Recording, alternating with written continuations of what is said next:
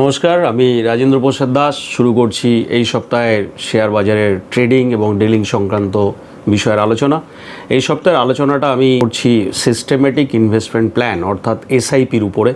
SIP নিয়ে অনেকগুলো প্রশ্ন আমরা ইউটিউবে পেলাম, আপনাদের থেকে পেলাম। সুতরাং আমার মনে হয় যে বেশ কিছু সংখ্যক ইনভেস্টর লগ্নিকারীরা আছেন শেয়ার বাজারে যারা এসআইপি সম্পর্কে হয়তো একটা ক্লিয়ার ধারণা নেই, আছে হয়তো গুগল ঘেঁটে একটু ধারণা, কারোর থেকে শুনে একটু ধারণা, কারোর থেকে হয়তো বুঝে একটু ধারণা।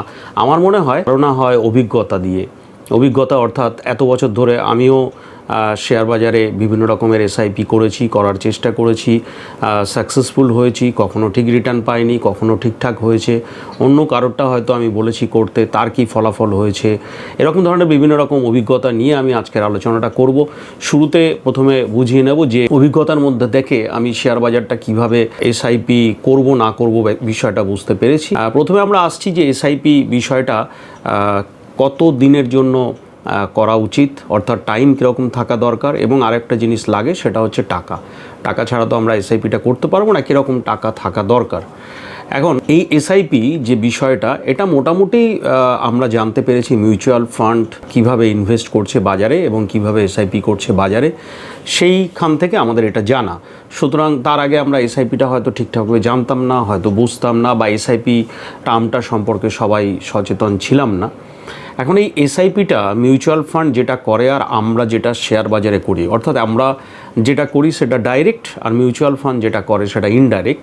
এই দুটোর মধ্যে একটা পার্থক্য আছে, এবং এখানে সময় তার সাথে সাথে আমাদের ইনভেস্ট করার, আমাদের মাসে মাসে টাকা দেওয়ারও একটা স্ট্র্যাটেজি আছে। সেটা বুঝে আপনাকে কাজটা করতে হবে। যেমন প্রথমে আসি, শেয়ার বাজারে এসআইপি করি তাহলে কীরকম ধরনের করি বা করে থাকি বা করতে পারি, বা কী স্ট্র্যাটেজি হওয়া উচিত। যেমন ধরা যাক, আপনি মনে মনে ভাবছেন আমি এসআইপি করব, ভালো কথা। আপনি মাসে 500 টাকা দিয়ে এসআইপি করবেন ভাবছেন, তাহলে প্রথমেই হচ্ছে যে আপনাকে এমন শেয়ার এসআইপির জন্য বেছে নিতে হচ্ছে বাধ্যত যেটা 500 টাকার দামের নিচে। হ্যাঁ, আবার আপনি যদি মনে করেন যে আমি 2 বা 3টে শেয়ারে এসআইপি করব, তাহলে সেক্ষেত্রে আবার 500 টাকাটাও ভাগ হয়ে যাচ্ছে 150-200 টাকা করে এক একটা শেয়ারে। তো সেরকম ধরনের শেয়ার বাজারে নেই তা নয়।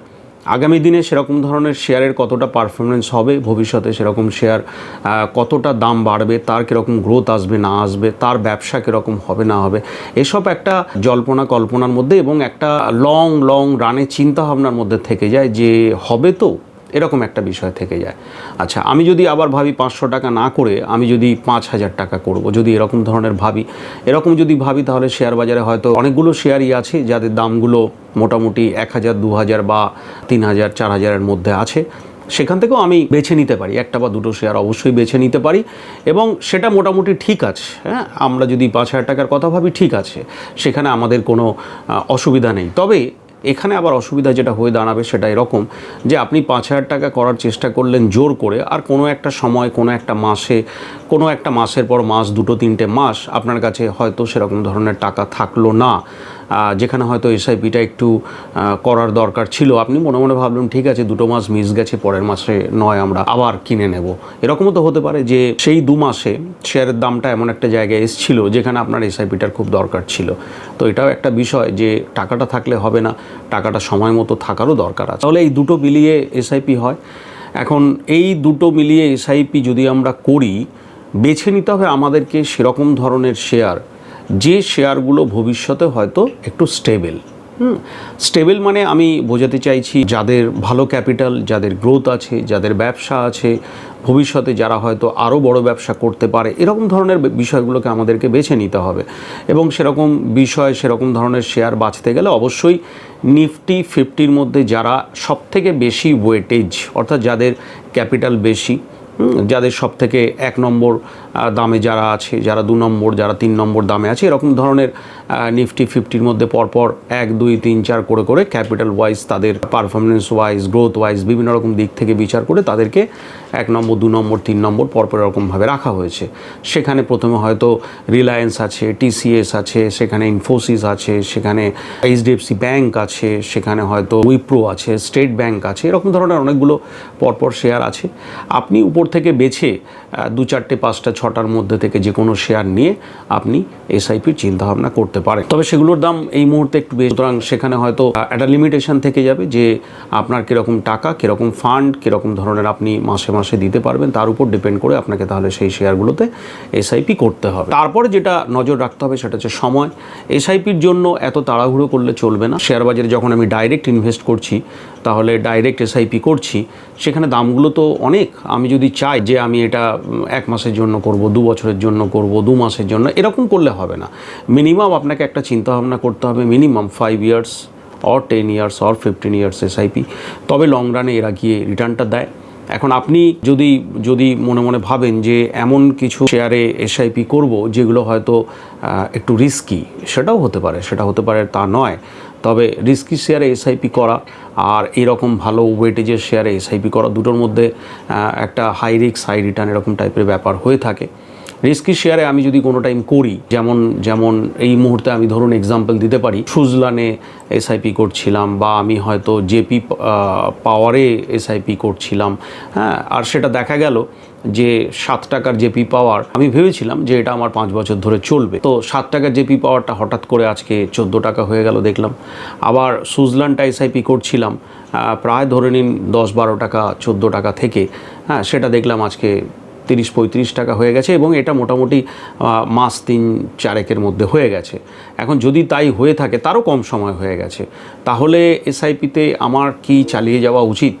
কেন মনের মধ্যে তখন সংশয় জায়গা শুরু হয় যে ভবিষ্যতে এটা আরও কতটা বাড়বে, বা এই মুহূর্তে আমার এরকম ধরনের রিটার্ন কত টাকা আসছে, কেন পার্সেন্টেজ অফ রিটার্ন প্রচুর বেড়ে গেছে, মোর দ্যান ডাবল, কিন্তু এখানে কোয়ান্টিটি তো বেশি বাড়েনি। কেন আমি যদি মাসে 500-1000 টাকার এসআইপি করে থাকি, তাহলে কোয়ান্টিটি কম, বেচে দিলে হয়তো আমার রিটার্নটা মোর দ্যান 100%।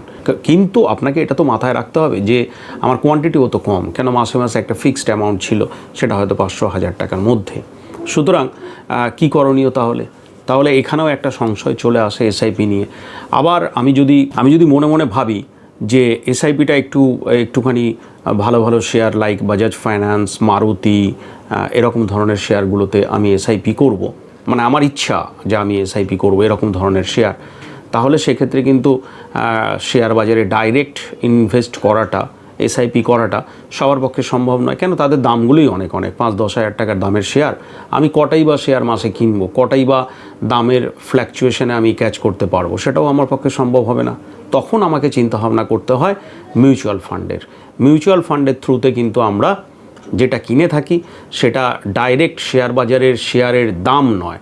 মিউচুয়াল ফান্ডে যেটা আমরা কিনি, অনেকগুলো ওরা শেয়ার মিলিয়ে একটা ন্যাপ তৈরি করে, এবং সেই ন্যাপটা খুবই সস্তার হয়, কম ভ্যালুর হয়, যেখানে আমি 500 টাকা দিয়ে কিন্তু মারুতি অথবা বাজাজ ফাইন্যান্স অথবা বড় বড় যেসব দামের শেয়ারগুলো আছে, বাজাজ ফিনসার্ভ, হ্যাঁ, এরকম ধরনের শেয়ারগুলোতে, এইচডিএফসি ব্যাঙ্ক, আমি চাইলে সেগুলোতে 500 টাকা দিয়ে আমি সেটার একটা ভালো আমেজ আমি নিতে পারি যে হ্যাঁ, ভালো ভালো শেয়ারে আমার এসআইপি হচ্ছে, এবং যার জন্যই মিউচুয়াল ফান্ডে সবার দৌড়াদৌড়িটা আছে। তবে এখানে মিউচুয়াল ফান্ড করুক আর আমরা করি আর যেই করুক না কেন, আমাদেরকে অনেকগুলো বিষয় মাথায় রেখে কাজ করতে হয়, সেগুলোকে মাথায় রেখে কাজ করতে হবে। ওই একই ব্যাপার, আপনি ব্যাংকে টাকা রাখছেন, সেখানে একটা বছরের শেষে একটা ইন্টারেস্টের উপরে আপনি হয়তো কিছুটা সুদে আর কি টাকা ফেরত পাচ্ছেন আপনার টাকাটা। শেয়ার বাজারে আপনি যদি পড়াশোনা করে রাখেন, তাহলে ডেফিনেটলি অনেকগুলো টাকা রিটার্ন। তা একটা ডাইরেক্ট ইনভেস্টমেন্ট আর একটা ইনডাইরেক্ট ইনভেস্টমেন্ট। আবার একইভাবে আবার যদি মনে করেন আপনি না, আমি শেয়ার বাজারে না করে মিউচুয়াল ফান্ডে করব, সেই একই ব্যাপার, ডাইরেক্ট ইনডাইরেক্টের ব্যাপার, এবং সেখানেও কিন্তু এই রকম ধরনের এই ইন্টারেস্ট অর্থাৎ রিটার্ন পাওয়ার ব্যাপারটা কিন্তু হেরফের করবে। এই নয় যে ওখানেও আমি প্রচুর রিটার্ন পেয়ে যাব। তা এখন এরকম ধরনের অনেকগুলো পড়াশোনা, অনেকগুলো অভিজ্ঞতার মধ্যে থেকে আমার যেটা মনে হয় সেটা হচ্ছে যে এখানে না একটা ভালো স্ট্র্যাটেজি আছে। ডাইরেক্ট শেয়ার বাজারে আপনি যদি ইনভেস্ট করেন, এখানে একটা ভালো রিটার্ন আছে, এখানে একটা ভালো আন্ডারস্ট্যান্ডিং আছে, হ্যাঁ, যে আমি আমার মতো করে করব, আমার সময় করব, আমার বিভিন্ন দামে করব। ধরুন আপনি এসআইপিটা এমনভাবে করছেন যে ধরা যাক এখন যে দাম আপনি সেই দামে কিনছেন এবং সে এসআইপি করার সময় আপনি প্ল্যান করে নিলেন এখান থেকে 10 টাকা নিচে বা 5 টাকা নিচে বা 50 টাকা নিচে যেরকম শেয়ার হবে তার একটা দামের ভিত্তিতে যে আমি এরকম দাম যখন পাবো আমি কিনবো। আবার একইভাবে যদি দামটা বাড়েও আমি এরকম দাম যখন পাবো সেরকম কিনবো। হ্যাঁ, আবার স্টেপ আপ স্টেপ ডাউন এরকম ধরনের এসআইপি আছে। নর্মাল এসআইপি না করে আপনি স্টেপ আপ স্টেপ ডাউন এসআইপিও করতে পারেন। সেগুলো একটুখানি জানার বিষয়। এখনকার দিনে এই সব জিনিসগুলো আমাদের সামনে এসছে, আমরা পড়াশোনা করে বুঝতে পারছি যে কোথায় আমাদের কোয়ান্টিটি বাড়াতে হবে, মানে ফান্ড বাড়াতে হবে, কোথায় আমাদের কোয়ান্টিটি অথবা ফান্ড অর্থাৎ যে শেয়ারটা কিনছি সেটা বাড়াতে হবে, কোন দামে এলে সেগুলো করতে হবে। একটু পড়াশোনার বিষয় থেকে যাচ্ছে, যার জন্য আপনারা যারা আমার এই প্রোগ্রাম দেখছেন এবং যারা চিন্তাভাবনা করছেন হ্যাঁ একটা এসআইপি করবো, চিন্তাভাবনা কিন্তু কখনো এরকম রাখবেন না হ্যাঁ একটা এসআইপি মাসে মাসে একটা শেয়ার কেনা শুরু করে দিই বা মিউচুয়াল ফান্ডে একটা টাকা দিই সে এসআইপি শুরু করে দিই, না এরকম করবেন না। এসআইপি মানে এরকম নয় যে আপনি মাসে মাসে টাকা দেবেন, মাসে মাসে টাকা কাটবে আর আপনার শেয়ার কেনা চলতে থাকবে। আমি এটা চাই না, তাতে আমি খুব ভালো রিটার্ন হবে বলে আমি সেরকম জোর দিয়েও বলতে পারি না। সুতরাং যেটা আমি বলতে চাই সেটা হচ্ছে শেয়ার বাজারে আপনার নিজের বোঝার একটা ব্যাপার থাকবে, নিজের আন্ডারস্ট্যান্ডিংয়ের একটা ব্যাপার থাকবে, যে পুরো এসআইপির ব্যাপারটা পড়াশোনা করে নিয়ে তবেই আপনি এসআইপিটা করুন। আমার অভিজ্ঞতা বলছে যে আমি যদি এসআইপি করি তাহলে অবশ্যই একটু রিস্কি আছে, সেরকম শেয়ারও যেরকম আমি চিন্তাভাবনা করব ছোট দামের অমুক দামের শেয়ার, সেরকম ভালো শেয়ার যেটা আছে তাতেও দুটো মিলিয়ে আমি ইনভেস্টমেন্ট করার প্ল্যান করব এবং অবশ্যই 5 থেকে 10 বছরের প্ল্যানটা রাখবো এবং সেখানে আমার স্টেপ আপ স্টেপ ডাউন যে বিষয়টা থাকবে সেটাও থাকবে। বাজার যদি হঠাৎ পড়ে যায় সেখানে হয়তো একসাথে আমি 2-3 মাস আগামী 2-3 মাসের এসআইপি করে ফেলবো। বাজার যদি না পড়ে একই দামে থাকে, মানে আমার শেয়ারের দামটা যদি একই থাকে, তাহলে আমি হয়তো ফার্দার আমি ওই শেয়ারটা হয়তো কিনবো না, আমি ওয়েট করব। এই রকম অনেকগুলো বিষয় যদি আমি করি, আমি দেখেছি তাতে আমি না রিটার্নটা ভালো পেয়েছি। মানে ওই চুপচাপ বসে থাকলাম, মাসে এত টাকার এসআইপি কিনেই গেলাম প্রতি মাসের একটা 1 থেকে 5 তারিখের মধ্যে, হ্যাঁ ওরকম এসআইপিতে কোনো লাভ হবে না। অভিজ্ঞতার মধ্যে থেকে যেটা আমি আপনাদের মধ্যে শেয়ার করলাম, আশা করি আপনাদের অবশ্যই খুব ভালো লাগবে। যদি ভালো লাগে এবং আপনারা যদি বুঝতে পারেন বা নাও বুঝতে পারেন আমাদের সাথে যোগাযোগও করতে পারেন। সব মিশিয়ে যদি বিষয়টা আপনার অসুবিধার হয় বা কোথাও যদি মনে হয় যে না আমি ঠিকভাবে বুঝতে পারলাম না, আমাদের ফোন নাম্বারে ফোন করে আমার সাথে ডাইরেক্ট কথা বলে নিতে পারেন যারা এসআইপি করতে চান। কেন সেখানে আমাকে জানতে হবে যে আপনি কি রোজগার করছেন, আপনি কিসে চাকরি করছেন, কত বছর আপনার এই মুহূর্তে বয়স, সুতরাং আপনার কাছে এসআইপি করার কতটা সময় আছে, এরকম অনেকগুলো বিষয়, কত টাকার এসআইপি হবে, কত বছর ধরে এসআইপি হবে, এসআইপির পারপাসটা কী হবে, এরকম ধরনের অনেকগুলো বিষয় নিয়ে তবেই আমি আপনাকে হয়তো কিছুটা সাহায্য করতে পারবো।